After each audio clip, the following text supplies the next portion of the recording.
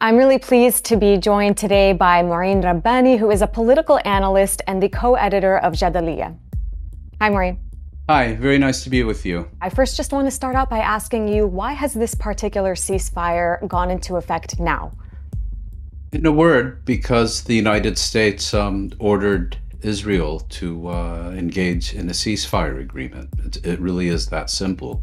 The key development was the Israeli bombing of the Qatari capital, Doha, in which Israel attempted to assassinate the Palestinian negotiating team that had convened to discuss a ceasefire proposal. That failed, but that also made clear to the Arab states that the continuing regional expansion of Israel's war is forming a direct threat to their national security and to their sovereignty.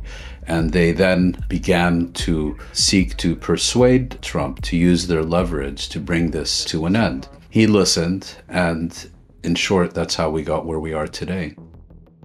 There was, of course, a week-long ceasefire in November 2023 that saw more than 100 Israelis and hundreds of Palestinians released.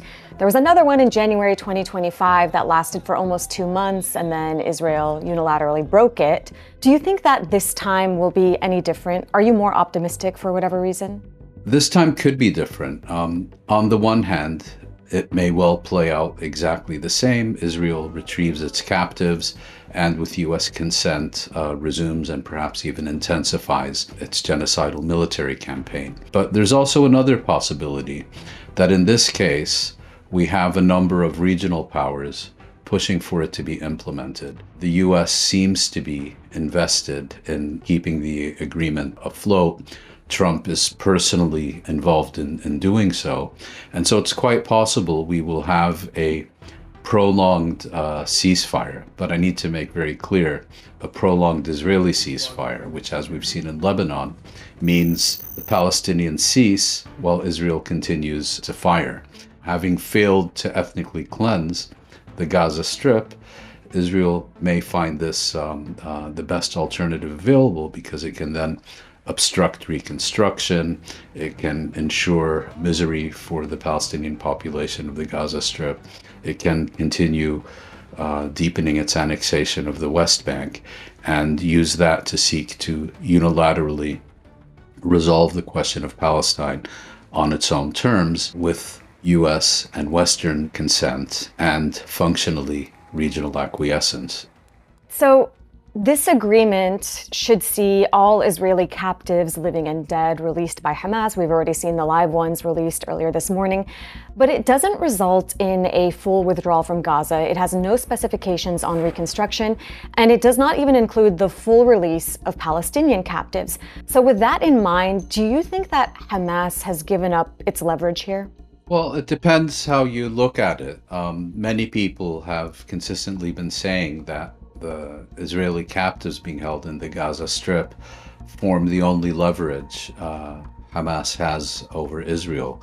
I disagree. I think the captives are only leverage to the extent that they assist the Palestinians in freeing Palestinian captives being held by Israel. Other than that, they're basically serving as a pretext for genocide.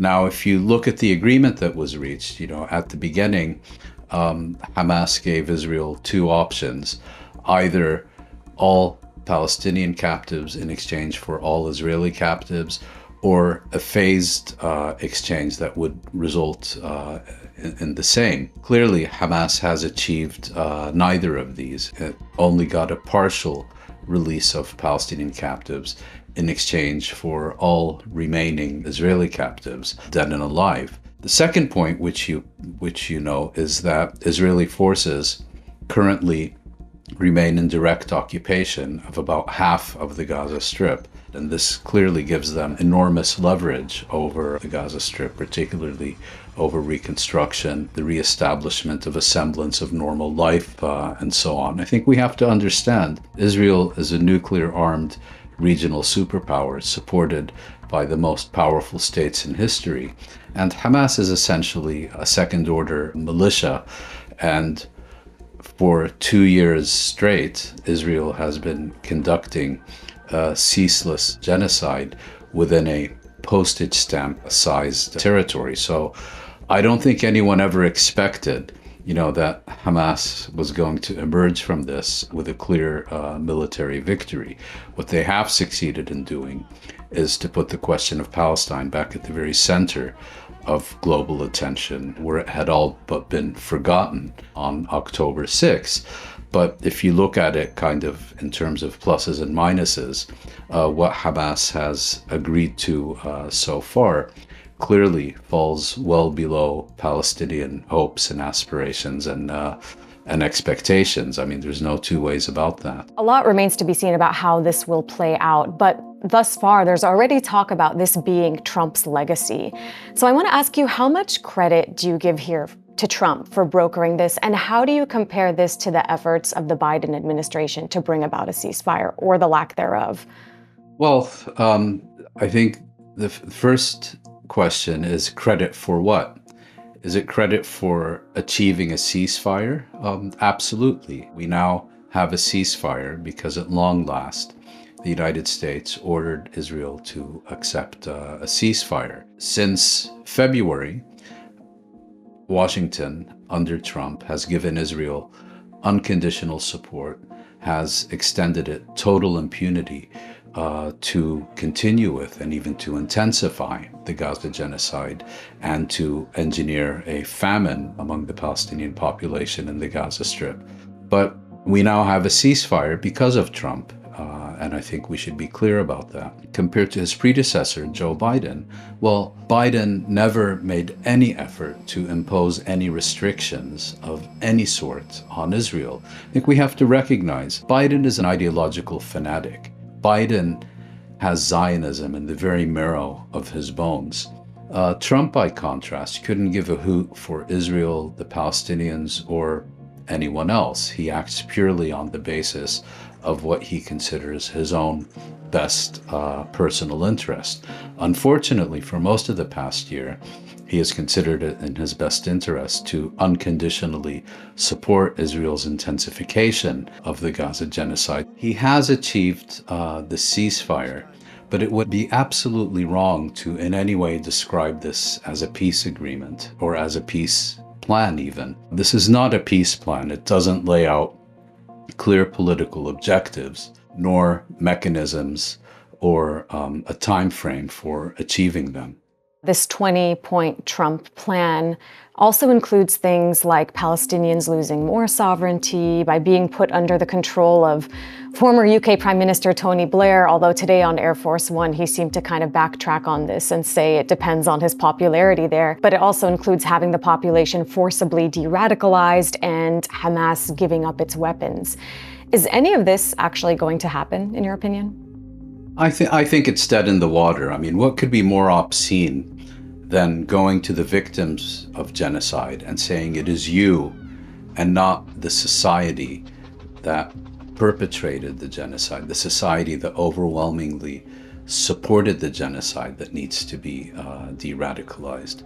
More importantly, how can you have, what is called de-radicalization in a situation where Israel's policies towards the Palestinians not only ensure, but in fact demand militancy?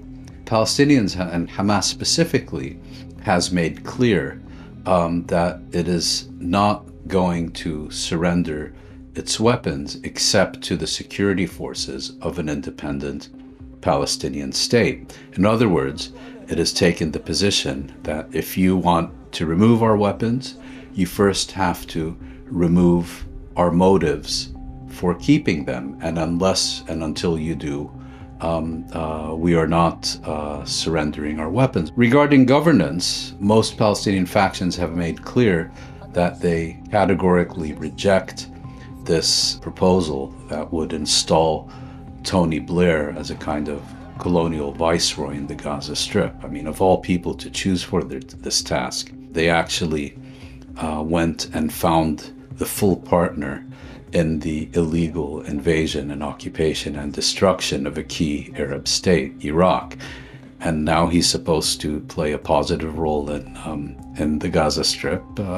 It's pure nonsense. But more importantly, Palestinians have taken the position that the governance of the Gaza Strip is a matter for Palestinians and Palestinians alone to decide. Yeah. Israel, of course, remains the occupying power of the Gaza Strip and the West Bank. So, what obligations does it actually still have to Gaza at this moment, and particularly in this post-genocidal phase?